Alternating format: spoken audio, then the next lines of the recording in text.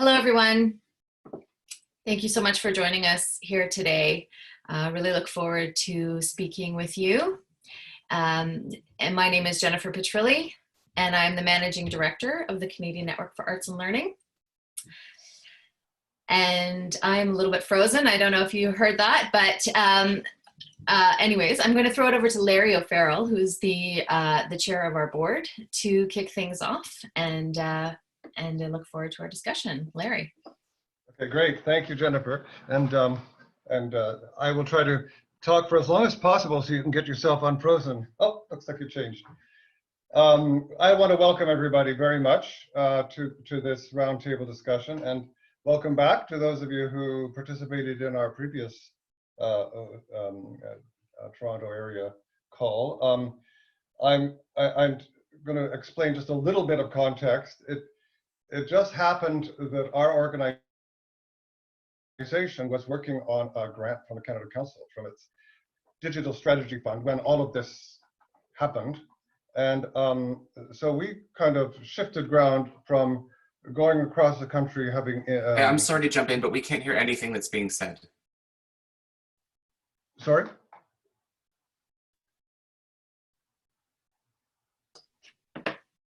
Are we okay? So we were having in-person hubs and gatherings, but they obviously had to stop. But we thought it would be a perfect opportunity to bring people together using the technology. And this is a technology I think we've all become familiar with, maybe a little too familiar with. If you're getting Zoom fatigue, some people are. Anyway, I just want to let you know that that this, what we do with these roundtables, one really important purpose which we've learned is just that you get to talk to each other, which is terribly important. And then the other thing is that we're listening, and we'll make a report of the contents of this, and it will feed into advocacy that we do. You will see the reports. You'll hear more about all of that, actually. I want to introduce you to the other two staff members we have with us. I mentioned the reports. So Nisa, I'll introduce you first to be aware. Nisa Sills is our researcher. So this will be recorded. This session will be recorded.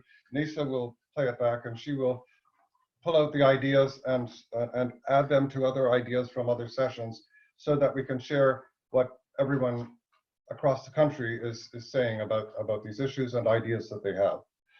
Okay, and the other person to introduce, of course, is Caitlin Watt. Caitlin is our database coordinator and does all things technological for us. And you'll hear from her at some point during this conversation. Just my job is to welcome you, give a little background, and give it over to Jennifer. Also, I wanted to say that you can say anything you want, but we've set up some questions that I think we're finding now. This is our fourth or fifth, oh my goodness. So we're finding that these questions seem to trigger a lot of discussion, so hopefully they'll work for you. And over to Jennifer to get us started. Great, thank you, Larry. So likely you're, at this point, quite familiar with Zoom and other similar platforms, but I'll just go through a little bit of housekeeping to start off. So first of all, we are recording this session, just so you know, and we will be publishing it on our website. So if you want to revisit what was said, or others who were not able to participate will be able to go back and view this. So just to let you know, it is being recorded. If at the bottom of your of the screen, there's a participants button as well as a chat button. So on the participants button, it pulls up the menu on the right-hand side of your screen, which shows everybody who's involved in this conversation and who's here, whether or not they have their video turned on. And also at the bottom of that, there's an option to raise hand. There's a button saying raise hand. So as we get going in the conversation, if you would like to jump in with a comment or answer the question, do try to virtually raise your hand using that button. If you're not able to figure it out, you can also wave, or if you don't have video, you can just unmute yourself when there's an opportunity. Also, there is the chat. So the chat, we encourage you very much to use it, and a lot of people have been using it, and hopefully everybody can hear now. But please do go ahead and use it if you want to comment on something that someone has been saying, or if you want to add a link that you're referencing when you're talking, or if you want to message somebody directly, another participant here, to comment on what they say, or to ask them for their email address to follow up afterwards and that type of thing, you can also do that. If possible, please keep muted when you're not speaking. And when you raise your hand, I'll call on you. You try to unmute yourself. If you don't have any luck with that, I can help you as well. And I will be launching a couple of polls throughout the discussion. And that's just so we can get some quantifiable data on what it is that you're going through. And these polls are completely anonymous, so please feel free to take part. All right, so to get started, and again, if you'd like to take part in the discussion, please enable your video. And at this first part, we'll just go around with everyone who has their video enabled. And if you could say your name and say your title or the organization that you work for, if applicable. And we'll just do some brief introductions to start off the conversation. So we'll start off with Christine Jackson. Hi everyone, Christine Jackson. I'm a sessional lecturer in the Masters of Teaching program at OISA UT, teaching the arts and literacy. Great, thank you. Okay, CCIMAD, I'm not sure the name there. Sorry, go ahead. Here, I'll unmute you. There we go. Thank you. I was just going to do that. My name is Jacqueline Hébert. I work for a online streaming platform called vukavu.com. It's a pan-national streaming platform for independent film and video artists from across Canada. And CCIMAD stands for Canadian Coalition of Independent Media Art Distributors. So it includes the works from 8 distributors across Canada. So lots of interesting things there. Yeah. Great. Thanks. Thank you. Thank you. Colleen Snell. Hi there. You can hear me? Yes. Awesome. So I'm the co-founder and artistic director of a company called Frog in Hand. We're based in Mississauga. We work with youth in education, and we usually run a summer company, which we're hoping will employ through the Canada Summer Jobs program. And a lot of what we do is education and also training young artists how to engage in pedagogy that's strength-based. But of course, we're looking at ways of moving online and making that platform digital, which is what brings me here today. Great. Thank you. Don Pangman.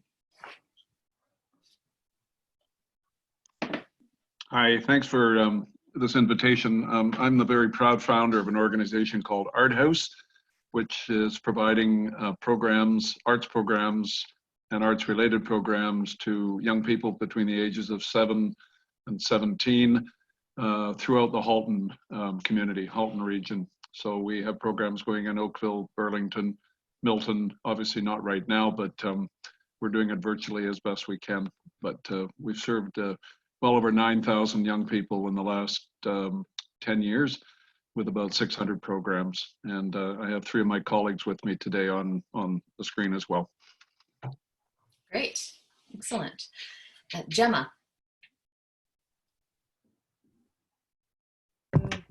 So I work with Don, so he just summed it up from Art House. Okay, great, perfect. I'm happy to be here. This is the highlight of my Friday, so. Us too. Gregory. Okay, there we go. All right, I'm out taking a walk. I had to get out of my house. I'm kind of going stir crazy today. I'm Gregory McCormick. I am the manager of cultural and literary programming at the Toronto Public Library. And yeah, I see, I know a lot of arts organizations are having a hard time right now, and I want to use our resources to help whenever we can, you know, so. Excellent, thank you. Heidi. Hi there. I am an elementary educator in the Peel District School Board. I'm teaching music, drama, dance, and I'm also on the executive of Carlo of Canada, Ontario chapter. Great. Kershi. Hi, my name is Shane Kirschenblatt, and I run a hopefully soon to be open art program for kids and adults in Markham. Yeah, and it's called Create with Kershi, but unfortunately prevented from opening. We signed the deal to open our space right in March 11th, right before this all started. So. Oh dear. Kwanzaa.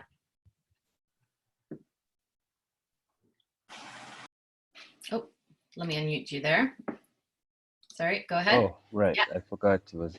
Yeah, I'm a teacher. I was supposed to be in Northern Quebec teaching right now. I live in Toronto, so I am actually speaking from Toronto right now. I teach in elementary school, but I also play music. I play with a band called Radio Nomad, which is based here in Toronto. Great, thank you. Sheena. Hi, folks. So Sheena Robertson, I'm the artistic director of Kickstart Arts. We're a multidisciplinary company that does projects in schools, but also we run training for diverse emerging artists. And we've got a filmmaking initiative that we've been running in Regent Park for the last 5 years, which we're continuing to sort of struggle on with online right now, which is actually, I think, pretty important to be doing because there's just such a need for community and connection. So yeah, that's me. Hello. Great, thank you. Tara. Hi, good afternoon. My name is Tara Lee Blight, and I'm the artistic director at the Claude Watson Arts Program at Earl Haig. And thank you for the invite, and I'm very excited to be part of this discussion. Thank you. Great, thank you. Taylor. Hi, my name is Taylor, and I'm a program manager with Art House of Halton with Dawn, Gemma, and Tracy. Great. Tonia. Hi, I'm Tonia DeRicio. I'm with the Town of Oakville, and I'm the supervisor of culture programs. Great, welcome. Tracy. Hi, everybody. My name is Tracy, and I'm also a program manager with Art House along with Taylor and Gemma and Dawn, and we run the manage the neighborhood programs in Halton region. Wonderful. Well, welcome everyone. And again, if you would like to take part, you can turn on your video and I'll call on you. But for now, we will get started with our first question. And so to start things off, having experienced extended physical distancing and in light of measures now being taken to reopen society, how have you been faring in delivery of your programs or non-delivery or, yeah. So again, raise your hand virtually if you can through the button on the participants menu there to talk about what you've been doing during this time. Yes, well, I thought, oh, Sheena, yes, go ahead. Sorry, I'm still not seeing it. I know you showed it to us the last time, and I'm still not seeing it. Well, so we're trying to do quite a few things. We've created some online sessions that we can do with teachers and their students. We have a few videos that we've created that are action-based things that people could realistically do from home that have been added to our website. I'll share that link with you guys if you want, which has been like kind of challenging, obviously, because it means that individual artists who are not necessarily film people at all are having to film things from their home. And then we have to get those done and edited. And we're also, in terms of the film project, we've had to, so the Regent Park project this year, we expanded and started to add other art forms. So we were doing theater work and we were doing dance work as well. The dance, we have not been able to find a way to do that realistically, but the writing, acting component of things, we've actually are doing quite well, I think. I feel like we've figured out some, like as well as we can given the circumstances. It's not ideal, but it is what it is. So I feel like we're figuring it out, but we really need funds. Like the issue that everyone's having, I think, is just where's the funding coming from? And a lot of the funds that are being offered, like that arts and culture money that just came through, like we completely fall through the cracks in terms of being able to access that as an example. So I'd say that is our kind of primary worry at the moment. Great, thank you, Sharon. Anyone else on what you're currently doing with your programs, if you're offering anything online or anything that's been happening or any kind of response to Sheena at this point? Suggestions? Yes, Gregory. So we launched our online series yesterday. Sorry if it's too loud. We launched our online series yesterday, which is a very new adventure for us, the library, because it doesn't replace in-person events, but it offers something, and we're still trying to work out a lot of bugs. It's been a pretty smooth experience for the most part. We're using a platform called Crowdcast, and yeah, I don't. The number of viewers to the events has been really good, but we're not selling any books, none. So that's a bit of a worrying thing. But on the whole, it's you got to try. And when we first were all sent home, people asking, "Do you guys want to do online events?" And I was like, "No way."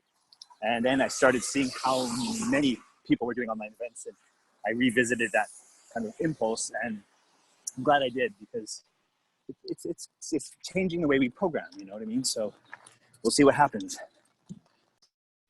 Great, thank you. Anyone else can relate to that, being having to shift or pivot? Yes, Tracey. We're doing a lot of the same. We started, next week will be our third week of offering a Zoom program once a week right now, with trying to stay connected with some of our neighborhood children, but it's been hard. And we have been employing our artists to create YouTube videos on our Art House YouTube channel, and just trying to push those videos and have the kids, whether it be an art project or a dance class or a magic trick. So we have about 12 videos online right now on our YouTube channel. Great, yes. And if Sheena has shared links to her resources, so if you want to share the links for yours as well, that's great. We're collecting these links and these resources and helping publish them and kind of promote them as best we can. Yes, Colleen. So I hear and understand other folks have already brought out the difficulty of doing dance sessions online. We're a company that does a lot of dance, and teaching a traditional class can be extremely difficult, especially when you're teaching beginners. So we found ways of doing task-based improvisation, which means we give folks a kind of idea and they use it to direct their movement. So for instance, dance like the floor is hot means you can have any kind of shape in your body, but it can still be doing the activity. And so we've started, and I've put the link in there, we started this thing called kitchen dances, because kitchens are often the biggest space that's open in your house. So on Tuesdays and Thursdays, we're just running these free or by donation sessions that are just really fun. This week we were moving based on taste. So it was really based on the things you can find in your kitchen, and they're different every week, and they're really meant to promote wellness. So not just fit, but like well, and what it means to find a community of other people, to be silly together, and to just to move. So you don't have to be a professional dancer. And we want it to be available to as many people as possible, which means it's just by donation. So anything that we raise is going to be through a GoFundMe page. And that means people can participate for free if they don't have the means to pay for anything. Fantastic. Is it Jacqueline? Is that? Hi. Hi. Yeah, Jacqueline. So like we already are online, so that's sort of what we do, but we've been trying to integrate more interactivity into what we're So most of what we do is a streaming platform for film and video, but we've been trying to figure out ways that we can do artist talks within the page or within the context of our platform, or curator talks to sort of activate what's already there.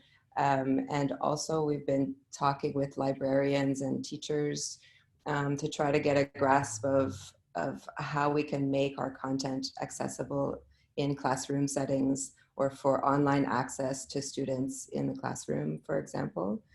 So that's an interesting challenge. Of course, money to make those technological developments are always a challenge. And also, for just so that you know, until the end of May, Vukavu is giving 100% of all rental revenue that is generated on our platform back to artists as a way to try to give back to them.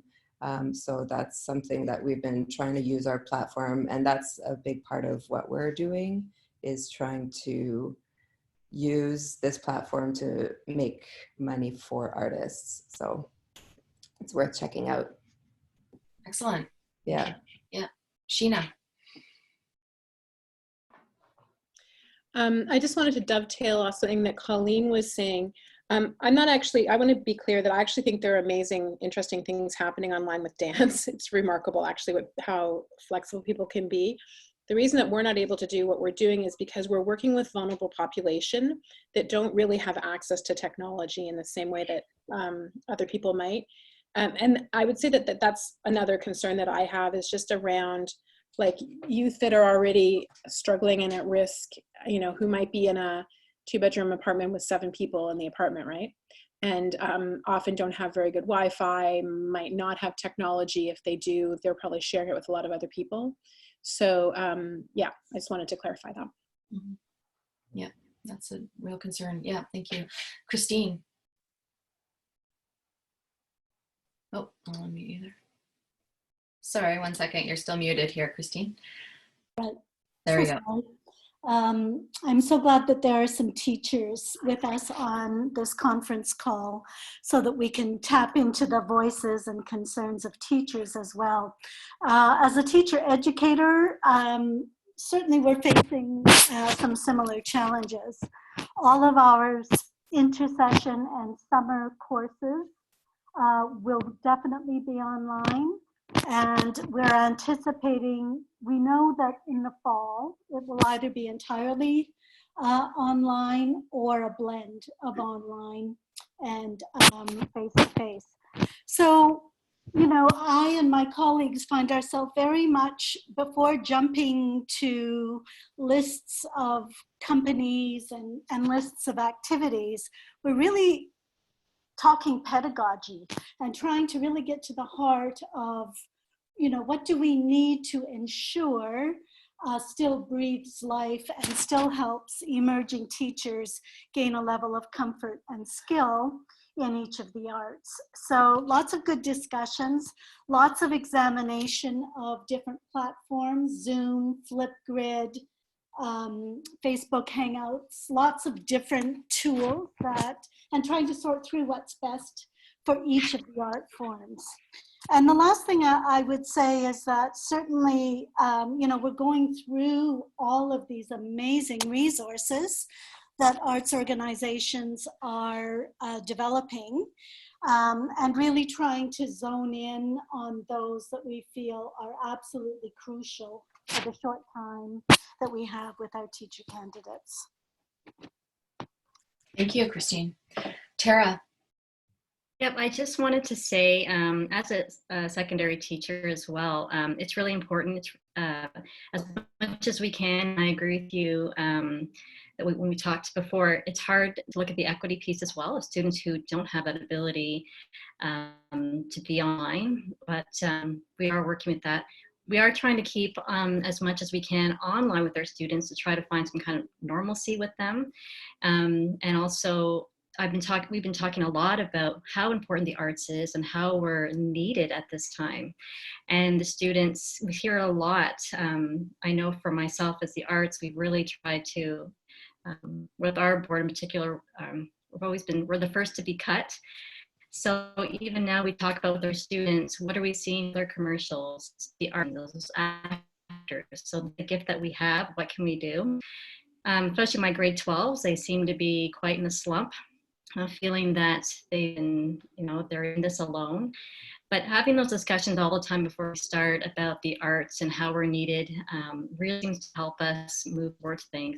So being part of this discussion and seeing all these links, I know that this is something that I can definitely share with my students, get that awareness out, not forgotten. So it's something where I really feel that whenever we start any of our lessons, it's about that we're so needed at this point in time. Yeah, very true. Yes, Heidi. Trying to find my unmute. Just coming in from the elementary side of that, I personally, and I know talking to other elementary educators, we're just facing so many roadblocks in the public education system. Big controversy right now, of course, with the synchronous learning. So doing Zoom sorts of things, video conferencing with the kids, like many boards, my board has told us not to do that. There's so many equity issues, lack of, the internet, the devices, privacy concerns. And then of course, Minister Lecce coming out saying, oh, we told you to do that and you should be doing it. So it's kind of put us in a hard place too. But just elementary music is so hands-on and interactive. Like they don't have instruments at home. We're not even to a point, like my daughter's in grade 8. So, she at least has her flute. She's working on something. It's not ideal. She feels disconnected as well. But I'm just finding elementary to be a real challenge to put something on there that is going to engage them, that's actually going to be, something authentic and enjoyable for them. So that's one of the concerns. And I am so thankful to all of the people out there like you that have the private sort of studios and are doing all these extra things. I shouldn't say extra things, but doing these things online because you have more freedom to do that. It's really giving a lot of opportunities to kids that aren't getting it through the school system right now because of all the roadblocks. So. Yeah, thank you, Heidi. Michael.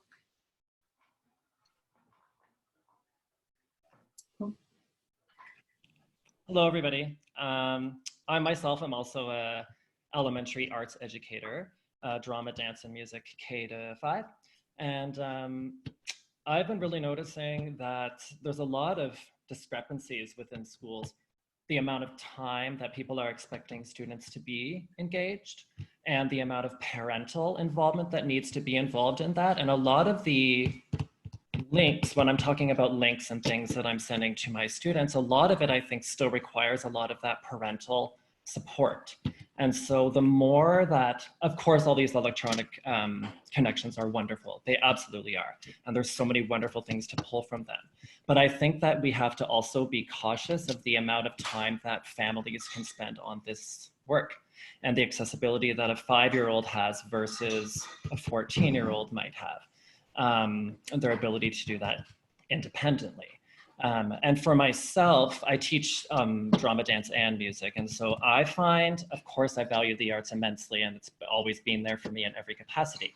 However, I find that the mindfulness and well-being component that I can try to link to the arts whenever possible in my programming is where I'm really focusing right now, and how I can create those moments for kids to still feel that solace in their day, whether that's linking movement to zones of regulation and things like that I've been experimenting with them. But I just find the mental health and wellness piece is the most important thing that we can focus on for them right now, as much as I value the arts. And I'm trying to think of ways to put those two things together more and more and more.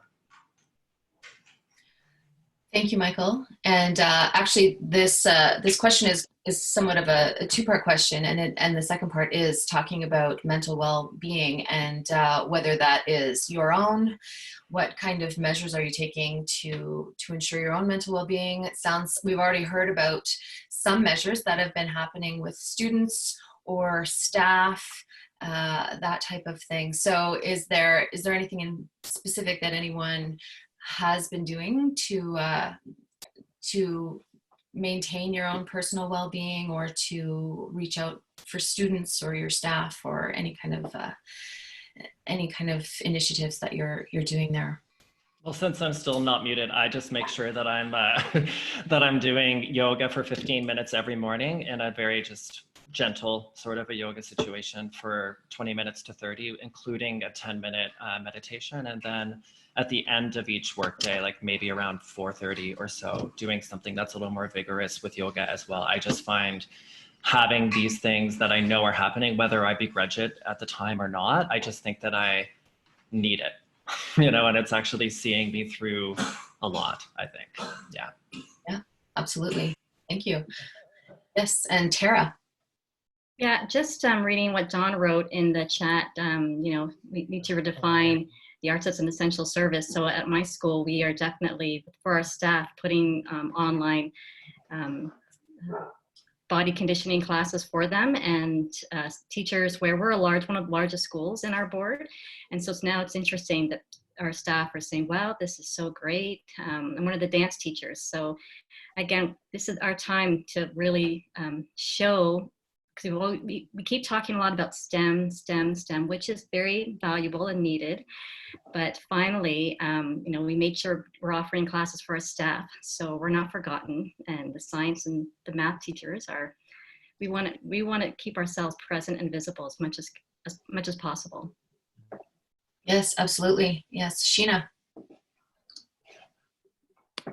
And one of the things I'm thinking a lot about is looking at some of the other places that are starting to open up. So if we look at Quebec, for example, and the things that are coming out of Quebec, you know, no arts at all in schools, no physical education in schools. And I mean, just these horrifying images of them sitting in like pods, you know, it's, I don't know, it's just very distressing to me to look at it. It feels traumatizing. But I think it's also a place where we who are not in that particular location can look at the things that are coming out and hopefully get out ahead of it and be advocates for what, first of all, there are lots and lots of we're all creative people. We can figure out how to do the arts in socially distance, right? We can do that well. And actually, I think it's like vital to well-being in schools. Like the idea of going back and not having any arts at all is frightening to me. So I think that's something that would be really good for all of us to really be thinking about and advocating for now, rather than having some, you know, these decrees come out and having to try and backpedal from them. Yeah, absolutely. Christine. Oh, sorry, just unmute you here. Having trouble. There you go. Yeah. I think perhaps, you know, one of the hidden gifts in this challenging time is that it gives us a chance in the arts to kind of let go of the pressure of product and really focus on process. There was a wonderful article by Rob Kempson, who's working as a director intern at the Shaw Festival, and he talked about that. They're still on salary, so they're spending all of their time in process and rehearsal and not worrying to the same extent about a product at the end. And I think we can do this with our students as well, whether they're adult students or school or in our elementary and secondary schools. So just to kind of engage in a freer way, perhaps a more exploratory and experimental way in each of the arts, and to really think through the pedagogy behind that so that we could bring it back into our teaching when we're face-to-face again as well. Yes, thanks. Anyone else on any thoughts that you're doing or initiatives you're taking? Yes, Tonia. So I agree. This time has allowed us to play and experiment without having to worry about breaking rules or making mistakes. I think everyone's been quite forgiving with all the platforms that we have. I work for a municipality where it's difficult to get access to social media to do instant programming. I'm also in a situation where I've lost most of all of my staff. So At this point, redeployment is happening with full-time staff. So we're down to bare bones, and programming is not really the priority at the moment, rather than balancing the budget. But what I have to say is we have been trying some outreach with the few of us that are still remaining. And we had the opportunity to bring arts into a seniors program through a reworked grant for New Horizons. And this was for a seniors grant that we reworked, where we were sending out care packs through Food for Life. And we developed an idea where we would fill a mason jar with all kinds of things that an isolated senior might find some happiness in, right? So some candy, tea, some objects from the library. But what I decided to do is put a call out to the community using our Facebook platform, which we have access to, asking for artwork and letters from our community to send to me that I would then digitally reproduce and we would put into the jars. So these seniors would receive a reproduced artwork by anyone. And I have to say, in 1 week, I received over 200 submissions, and I don't have a very active Facebook page at all. And the letters, the imagery that was coming forward, and it wasn't just children's work, like it was the full gamut. It was established artists in the community. It was people who have never done anything artful before, but wanted to contribute. And this idea of community engagement that became reciprocal. So a group that wanted to give something that was going to someone who was isolated had a lot of impact. And I'm still thinking about it and trying to come up with some other programs that are like that in the meantime. But I'm still overwhelmed by the response that we got from that project. So I just wanted to share that. Great, thank you. Anyone else have any response to anyone or something they want to share, or about their about their initiatives during the last 2 months of social distancing, etc. And lots of great chat happening right now, so do take a look at that. Actually, maybe now is a good time to bring Caitlin in, and there have been lots of great links put here in the chat, and Caitlin can talk a little bit more about what she's been doing the last couple months. Yeah, so in addition to all of the great links and things that you guys have been talking about and sharing over the course of the last series of discussions and in the last 5 days, all the other discussions or all of the other resources that people have shared from across the country, we've been compiling them into a document on our website, as well as financial resources and platforms that people are using for collaboration. So be it like, they're mostly like music platforms, but nonetheless, I'll drop the link to the document in the chat box in a second. And also everything that you guys have been sharing, I will also be including on that document at the end of the conversation. So keep them coming. Thank you. Great, thank you. And I'm going to throw it over to Larry. Oh, Dawn, do you have your hand raised? Look like it. Yeah, go ahead. Thank you. I just want to follow up on the little chat piece I just mentioned about redefining the value of arts, because when I first looked at starting Art House back in 2008, I knew that our community had a lot of vulnerability in it. Believe it or not, Oakville has a lot of low-income families, quite a large number. And looking at what the voids were in terms of services, and the arts just leaped out at me and said, we need to create something. But we all know that the barriers to getting funded in the arts has been tough over the last few years, and more recently in Ontario, we've seen some cutbacks. And I just reiterate about my comment about making it an essential service. We know how it affects and positively supports mental health and things like that.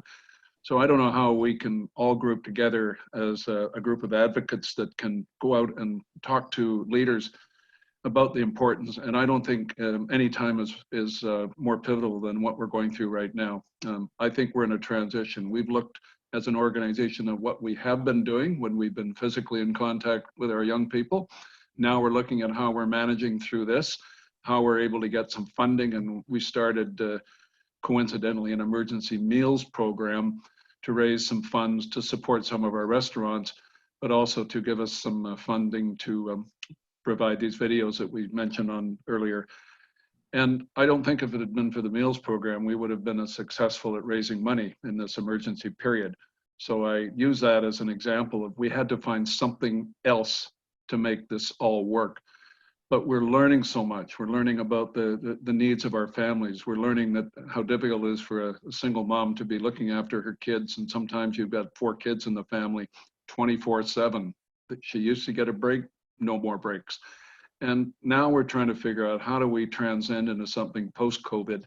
And I don't think, the educators can correct me, but I don't think education is going to be the same going forward as it has been in the past.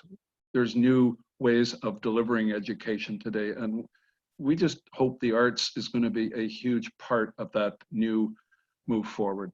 So, yes, my 10 cents. Thank you. And actually that segues really nicely into Larry's question that Amazing segue, Dawn. Thank you very much. You set me right up because I want to ask people to look in their crystal balls. When we started the first series of these conversations, I think everyone was shell-shocked and wondering, you know, what's going to happen tomorrow.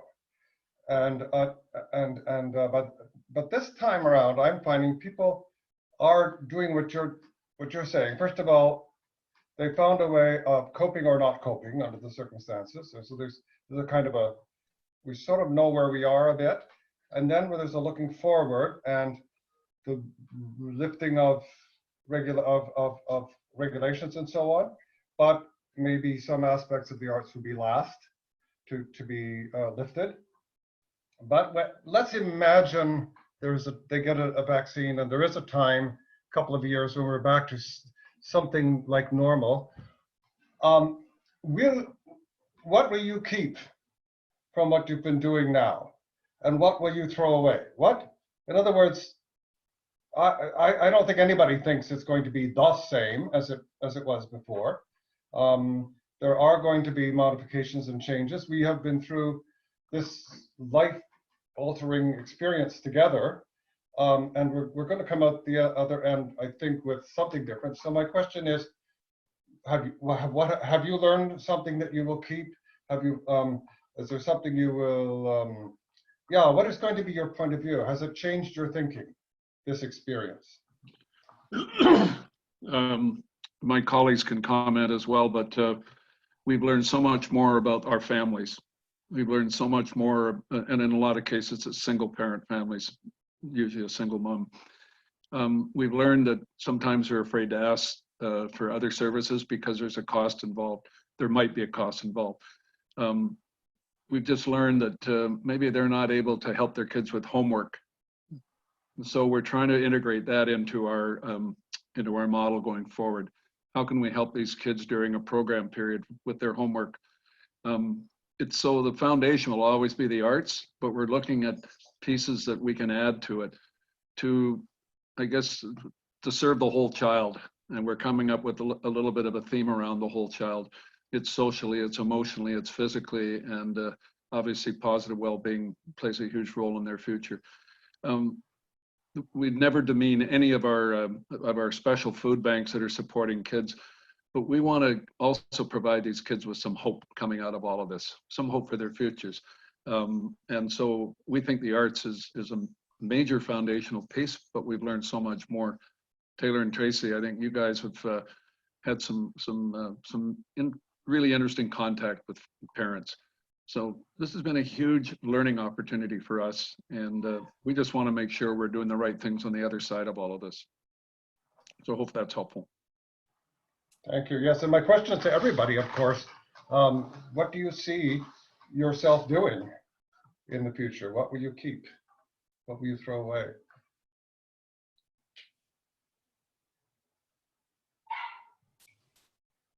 There's certainly been a huge learning curve for many organizations. We've been hearing across the country of learning these new technologies, learning these new platforms, and some are seeing opportunities for continuing even when we can get back together in person. And others are just looking forward to the end of all this. Yes, Christine. Oh, sorry, I'll unmute you again. Here we go. Sorry, I'm having trouble. Sorry, for some reason, there we go. There we go. I think this is very true that many of us will bring some of these platforms back to our work when things return to whatever the new normal is. For us in teacher education, it will be very driven by data. So we will need to hear from the teacher candidates which pieces worked for them, which platforms. But I am quite excited about adding in elements of distance-based learning in my teaching of drama and dance to teacher candidates. I will also say that the organization that I also represent, Culture Shift, we're working with Mass Culture to have some consultations with people from across sectors looking at arts and resilience. And we have found actually, similar to this gathering, that there's a lot that is generated through meeting, and we're able to reach across the country. So I think we don't want to lose some of those attributes that we're exploring and finding at this time. Yes, absolutely. Yes, Kwanzaa.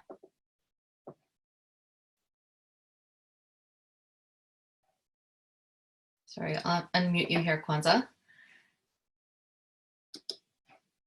There you go. One of the things that's to me has become critical is the understanding of our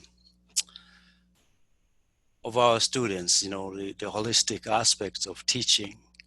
So somebody mentioned some of the students might have trouble at home with technology, with access to internet, for instance. If there are 5, 6 people, 5, 4, everybody needs to be online at the same time. That makes it tricky. But at the same time, you have those students that do not have internet at home. How do they become part of the group?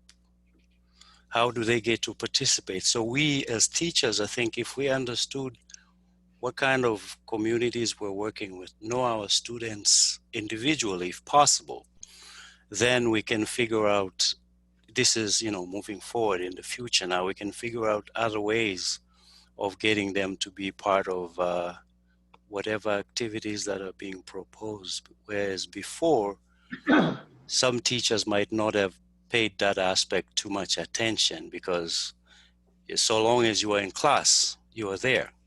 But what happens when you are at home? And Christine will understand this, because I know it is something that OISE emphasizes, the aspect of holistic teaching. Who are our students?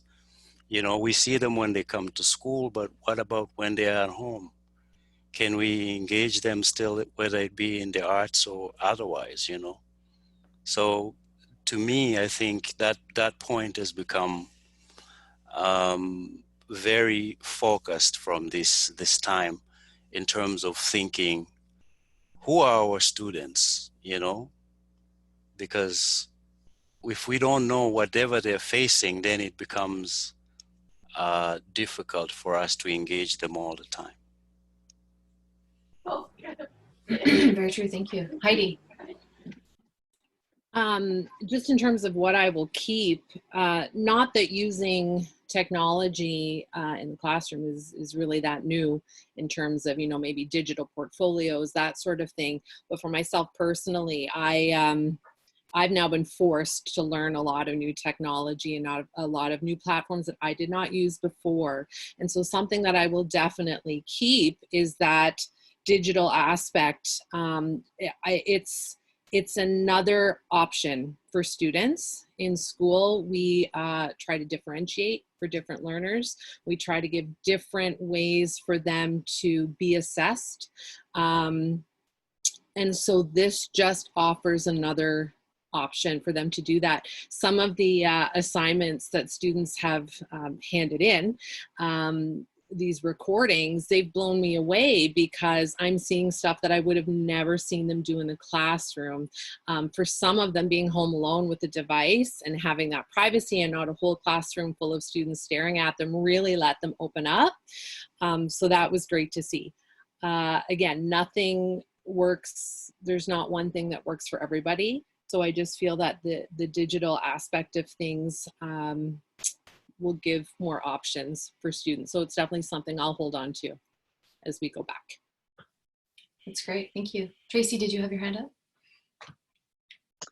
I was just going to sort of add to what Kwanzaa was saying is for Taylor and I, because normally we are right in neighborhood and in programs with the children, that we see the struggles that they deal with on a daily basis. And so sometimes we can't even get to the art piece because we do connect over food initially with them, having dinner with them and sort of connection and conversation. And that's where we kind of see where the tone for the evening is, is going. And so we have had teachers reach out in the past because they know we work in neighborhoods to talk about that exact thing. How do we get to know our students better, knowing where they're coming from, what struggles they're dealing with? Because as Taylor and I know that if children come to us hungry, the rest of the evening, we already know, if they're not being fed or having conversation with us, we can't even get to the art piece, and that is just so important. And so for us, that's what we're struggling with right now,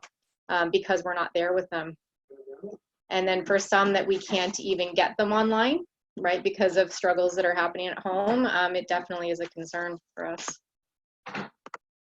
Absolutely. Yes. Sheena, did you have your hand up? Yeah, I would echo a lot of the same things that people are saying. To be honest with you, I'm longing for creating with people in the same room. That's something that it's just a yearn. I miss it so much, and I think it's so important. I think it's the value of the arts in a lot of ways, is that kind of connection and community that people feel from being in process with it. But something that I would definitely want to carry forward, it's not that I didn't already know this, but I really see it maybe more widely than I have previously, is the kind of kindness that that place of kindness that people are coming from in their interactions with each other, and with the patience and the reaching out that's happening, that I think is sustaining us all. And I really, really value and think I wish I saw it more usually, so I would for sure want to carry that forward. Great, thank you. Anyone else about what the future holds? Yes, Kwanzaa. Sorry, you're muted here. One sec, we'll get you unmuted. There you go. One thing that Michael was mentioning was meditation.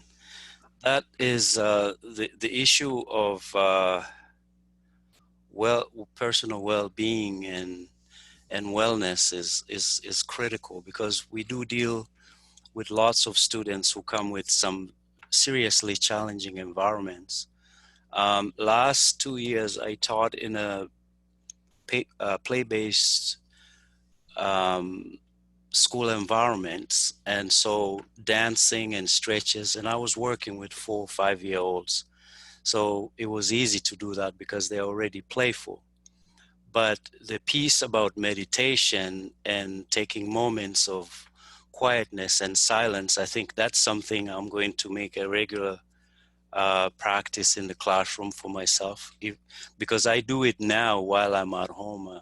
I'm also a martial artist, so those stretches and moments of just sitting quietly, I found to be very valuable, because, I'm always at my computer for long periods of time, sometimes reading or doodling at the desk. Getting up and stretching, I think, is a good thing to break that monotonous aspect of doing, especially when we do sit down activities every now and then, getting up, jump a few times, stretch, whatever we can do to kind of break the monotone of the moment, because the students also find it good, because it gives them a chance to relax their minds and get their bodies to be physically engaged, and it takes away distractions from them. So that's something that I'm going to keep moving forward. Wonderful. Thank you. Michael. If I could just share how I actually started really experimenting with meditation as a part of my arts program in this past year. And so embedding it within the transition for students would come to my arts room. So for transition time, to have them come in and spend 3 minutes in child's pose and just rest and say nothing and do nothing. I found right away the immediate change in their ability to collaborate, their ability to buy in, and their ability to share. So it's my interest in this, I guess, really started before all of this, but then my desire to keep it came from how much I saw the benefits immediately.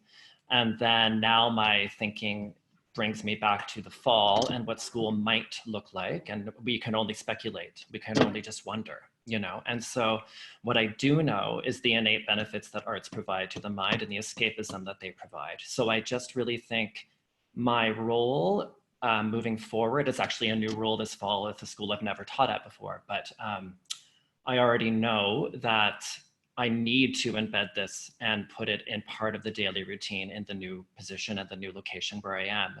And so I'm happy to see that it's become a full circle thing that I just know I want to explore further and more and more and more. So just to further that talk a little bit.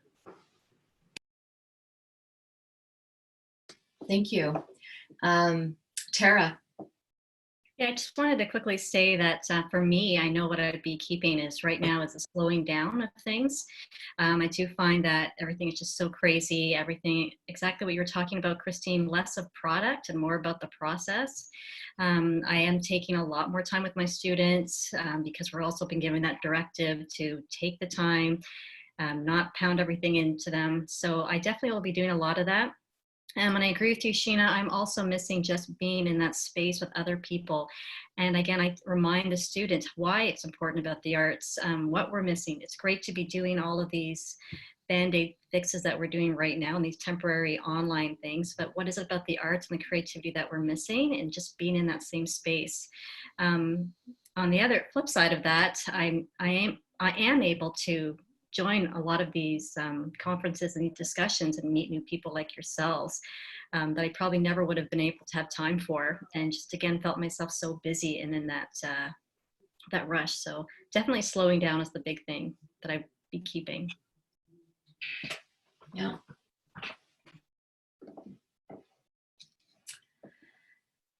Anyone else have anything to contribute on the future, on the measures that you're taking or that you have been doing over the past couple of months of these measures? Or let me introduce the next part. Yeah. Maybe, which is just the kind of the inverse, and you've actually started talking about it. I mean, Tara, you were really just already addressing this, which is, will anything be different, or what will be different in your on-site work? As opposed to, so, you know, right now we're thinking all about Zoom and technology and so on, but when you are with your group, you finally get them, whenever we get them, and what will be different about that? And I just maybe open it up for a little discussion on that. Mm-hmm.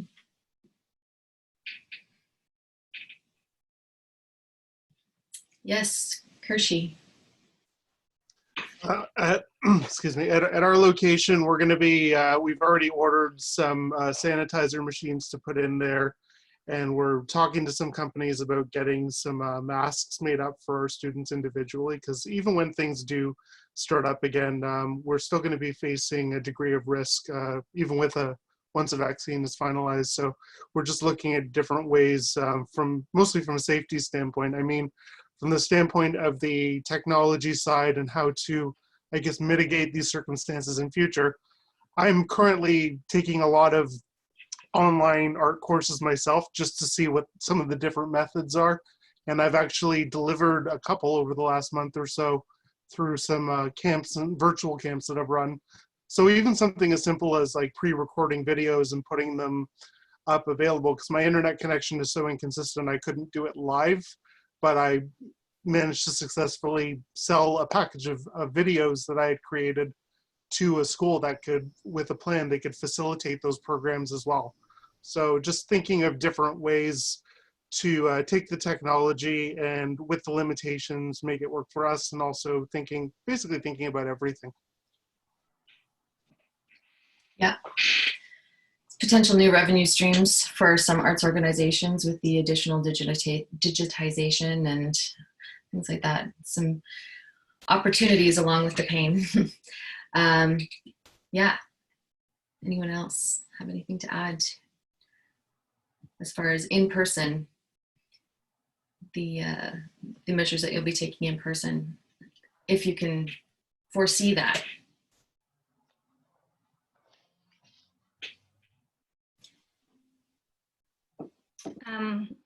I've been with a group of professors who teach dance in the universities in the US, and a lot of them who are doing virtual learning and are thinking about reopening their studios and technique classes.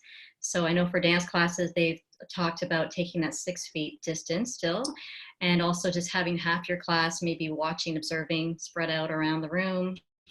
You know, we're not much sure partnering work, of course, would be out the door, but they're still looking at things when they're going across the floor. Maybe it's just one at a time, because they really don't want to lose having that activity, physical movement with dance. We don't want to be that art form that's kind of eliminated. So they're really looking at those measures, the universities and their dance programs to keep that alive. And I think right now they're thinking about doing more theory work until they can get more to more practical physical activities. Mm-hmm. Yes, Christine. So I'm thinking about this a lot, and I am concerned about things shifting too much towards a theoretical side of learning. And I think, you know, what we may be celebrating and enjoying more than ever is the embodied experience of the arts. And I find myself thinking about emplacement. So we're doing site-specific work, taking drama and dance in particular. No, visual arts also. Music is an area, not my area, but certainly visual art, drama, and dance to really interesting sites in the neighborhood. And because people have also felt deprived of that to a certain degree. And perhaps the distance, which we'll very much have to keep for a long time, I suspect, and that's going to be hard in the arts, but perhaps being outside as much as possible would help with that. It's one strategy I'm thinking about. Yes, Colleen. Thank you. So Christine, I'm a huge enthusiast of site-specific work, and I've put a link to the company that I co-founded. It's called Frog in Hand. Frog in Hand is a dance theater group, and we're specialists in site-specific dance and theater. And the reason that we ended up forming this company was because we were young people with no money. We couldn't afford a theater, and rather than moaning about it, we tried to make that a strength. And now as professionals today, we are people who have created, you know, dances in elevators, on staircases. We created a piece in a factory. We created one in a heritage building, and our latest one was called Stories in the Woods, and it was outdoors and it went through a sawmill. So we are really interested. Yes, we've met. Thank you for that. Yeah, I think our work it could translate because we're interested in creating an online unit for teachers and educators to use to teach site-specific work, because everyone is in a unique site, large sites, small sites, even asking people to create a dance phrase on a chair or, you know, in a cup with their hand. What kind, like the sites can be very, very, very small, or they could be a park. And so we've been thinking about creating a free unit that would be a bunch of YouTube videos that anybody could use, just because we understand the need to use your own space and the advantages of your own space as a strength rather than a limitation. Or we all know that limitations can actually help us become creative. Sometimes limitations are just limitations, and it's really hard, and I want to admit that. But I think it can be really interesting, just as someone who's been taking a technique class in my kitchen and working out in the front yard, you find ways of making it work. And so with the educators I've been speaking with, they were saying the emphasis should be on the creative process. And so if we can find ways of being creative on couches, or if someone has a pool in their backyard or whatever, I think that it could be a really interesting opportunity. I put the link to Frog in Hand if people are interested in learning more, or you can get in touch with us, because we're hoping to create resources to support people in site-specific work in particular. That's very exciting. Thank you. That's an idea that is, we've heard that, I think in Alberta too, people looking at moving performances outside in the short term at least. Yeah, anyone else have any thoughts on the near future, the far future, looking into your crystal ball? Great. Well, Larry, I don't know if it's a good time to wrap up now. I think it's an excellent time to wrap up. I want to thank you all very much. This has been a fantastic conversation. We will not forget your ideas. We will not forget all. I've been following the chat, and wonderful ideas are going up in the chat, and also links and anything that you provide to us in the way of links or this.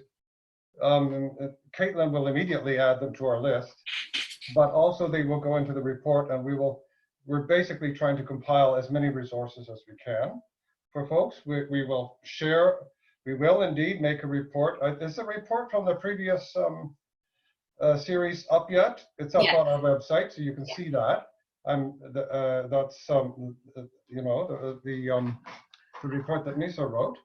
And we'll have one from this, and we will also publish it, so you'll see what seems to be, you know, kind of the broad strokes across the country. And by the way, it's just very interesting going across the country like this and seeing what things are specific to a province and what things are really just affecting people as people, artists as artists, and educators as educators. So I just want to thank you very, very much for your participation and wish you good health and happy social distancing. Thanks very much, everyone. Have a great rest of your day. Bye-bye.